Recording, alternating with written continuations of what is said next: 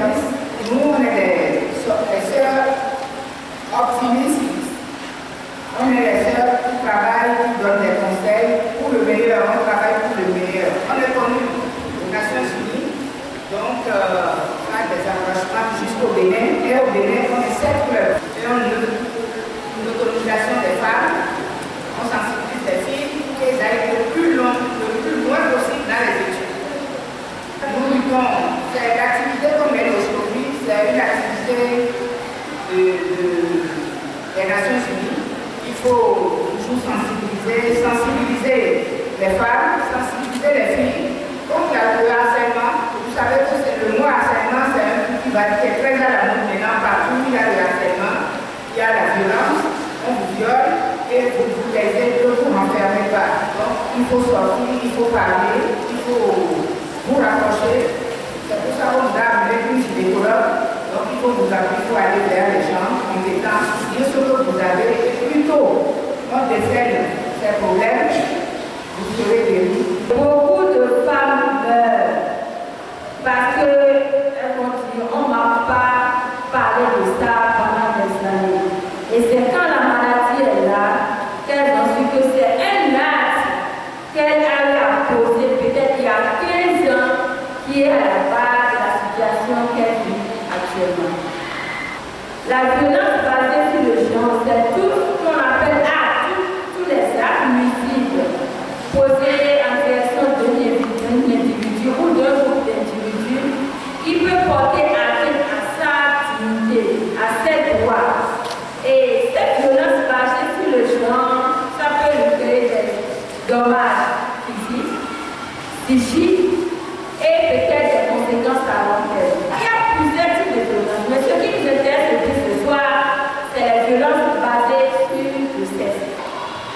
Et lorsque cette violence a été commise, nous constatons que cette jeune fille est reposée sur elle. Elle n'arrive pas à parler à ses parents pour dire qu'il y a tel acte et tel acte qui a été posé sur elle.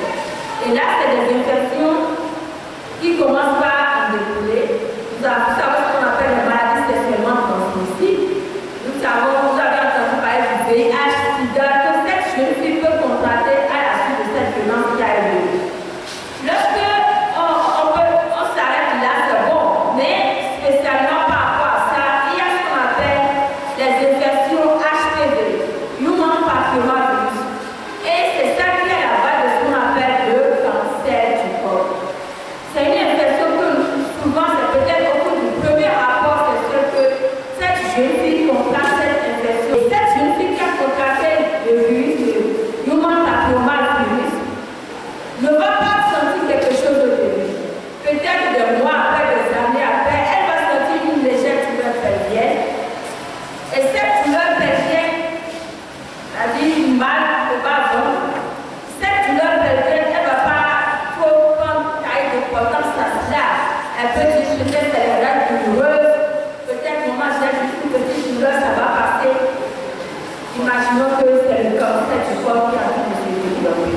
Lorsque cette jeune fille est grande, et puis peut-être elle a déjà eu son diplôme, elle se marie, on constate qu'elle a eu une maladie grave. Et c'est ce qu'on appelle cancer du corps de l'utérus. Une personne, lorsqu'une jeune fille commence par subir cette violence, nous vous exhortons, ne vous cachez pas. Essayez d'en parler à vos parents. Si les parents ne veulent pas vous écouter, essayez de vous diriger vers un centre de santé pour en parler. Nous sommes là pour vous écouter, nous sommes là pour vous aider. Donc pour éviter les infections qu'on appelle les IST, il faudra regarder les rapports sexuels le plus tard possible. Parce que lorsque le cancer du corps commence à se manifester, c'est qu'est-ce qu'il faudra faire pour pouvoir l'identifier? C'est faire le frottis. Le frottis, le dépistage, la tests qui sont en vigueur, le test HPV, le frottis, la coloration à IVA, le frottis cervico-vaginal. Il y a beaucoup de tests qui sont faits. Autant de jeunes filles, vous êtes plus ou moins exposées à cette violence. Et comme a dit le docteur, il ne faudrait pas chercher à se replier sur soi-même. Il faut chercher une personne avec qui vous tournez au dehors des parents. On sait que souvent c'est difficile d'en parler aux parents, mais on a une amie, on a a des connaissances, on a une tante, on a un frère, une soeur, ou comme elle a dit, une structure de santé. Et une fois que vous avez la structure de santé, il faut pouvoir vous ouvrir complètement. Parce que quand on parle de violence dans le cas des violences sexuelles, en tant que fille, vous êtes exposée à ce qu'on craint des risques de grossesse aussi. D'accord? Donc il faudrait que vous puissiez être prise en charge très tôt. La prise en charge très tôt se fera comment? Se fera par une échographie. Donc lorsqu'on va vous demander de faire l'échographie, ne soyez pas apeurés, ne soyez pas inquiètes. On vous fera une échographie juste pour savoir si vous êtes en état de grossesse ou si vous n'êtes pas en état de grossesse. Et en fonction de cela, l'assistance sociale ou la gynéco va vous prendre en charge et vous suivre. Donc ne vous cachez pas, ne vous repliez pas. Ouvrez-vous vers quelqu'un afin que la prise en charge soit complète, totale, pour éviter justement que vous ayez à perdre des années et que vous laissez tomber l'école simplement parce que vous avez eu une grossesse indésirée. Est-ce que c'est seulement par voie sexuelle qu'on peut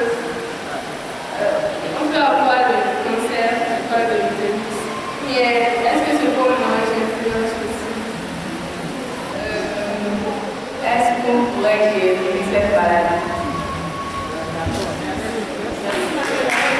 Parmi les conséquences que vous avez citées, il y avait les traumatismes psychologiques.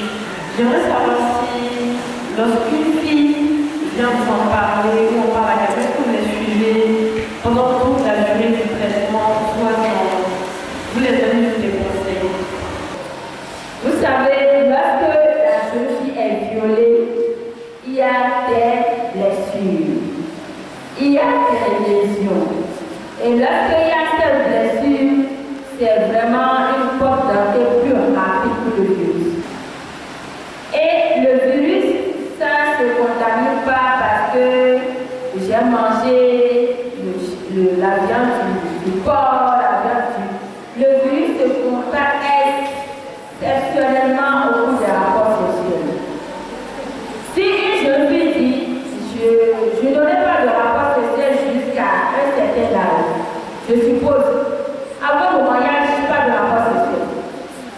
Peut-être qu'elle s'est mariée à 25 ans, peut-être qu'elle s'est mariée à 27 ans, cette fille n'aura pas le cancer du corps à 27 ans. Mais dès 27 ans, lorsqu'elle, après le mariage, elle commence à avoir des rapports sexuels, elle est déjà exposée. Que le rapport sexuel soit violent ou pas. La violence, je vous l'ai dit, c'est parce que la violence crée des lésions, des blessures, et c'est plus rapide. Lorsqu'il n'y a pas de blessure, le virus est là et attend le moment pour pouvoir se retrouver au niveau du corps pour commencer par agir. Donc, lorsqu'elle se marie à 27 ans et elle commence ses activités sexuelles, elle ne peut pas avoir le cancer du corps à 27 ans. Mais dès que tu commences les activités sexuelles, déjà tous les 2 ans, il faut se présenter à l'hôpital pour faire ce qu'on appelle le test. Tu te présentes, je suis venu pour faire le test par rapport au dépistage du cancer du corps. Et ce test se fait tous les 2 ans jusqu'à 65 ans. Comment éviter le cancer du corps? C'est retarder le plus tard possible les premiers rapports sexuels. Retarder le plus tard possible les premiers rapports sexuels. Et lorsque le rapport a commencé, commencez pas à faire le dépistage systématiquement tous les 2 ans. Voilà, j'ai déjà expliqué que c'est seulement pas la voie sexuelle, c'est seulement au cours de la voie sexuelle que le virus est contagieux. Est-ce qu'on peut en guérir? Oui. Lorsque le traitement est commencé tôt, on peut en guérir. Il y a d'autres voies qui viennent porter plus haut ce que nous disons. Donc, chère maman, ma question est celle-ci. Est-ce qu'on perd son temps à écouter les amis au lieu d'écouter les éducateurs? Et quel intérêt avons-nous à vite aller au sexe? Est-ce que c'est une perte de temps que d'attendre aussi longtemps que possible avant d'aller au sexe? Merci.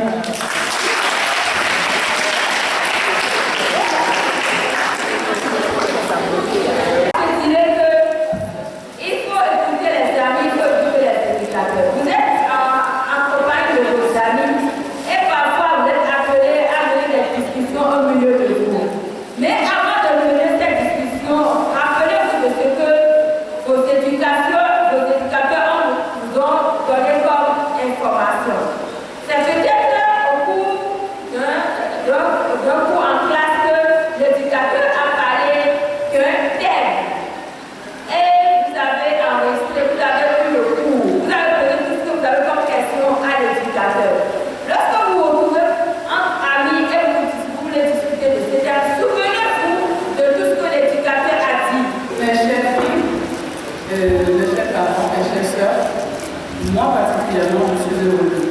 Nous le sommes toutes parce que nous pensons que nous vous avons donné une belle leçon.